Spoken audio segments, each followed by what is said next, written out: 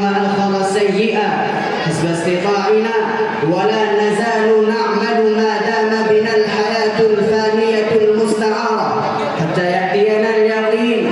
أيها الإخوة المؤمنون، إن زمن البرزخ يكون هو زمن الراحة والطمأنينة وزمن الهدوء والسكينة للذين يعملون الصالحات ويؤمنون إيمانا كاملا، يوسع لهم القبر وينور ويستريحون فيه ويتنعمون بالراحة والهدوء وينامون فيها كعروس جديدة.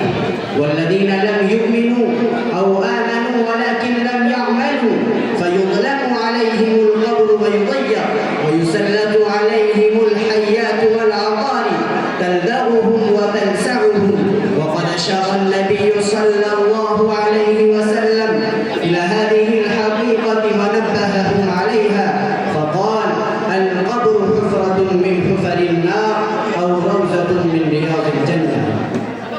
أيها الإخوة الفضلاء، إن الزمن الذي يأتي على الإنسان بعد موته إلى قيام الساعة يقال له البرزخ. والبرزخ لغة الستر والحجاب، لأن ذلك الزمن يكون سترا بين الدنيا والآخرة، لذا يقال له البرزخ.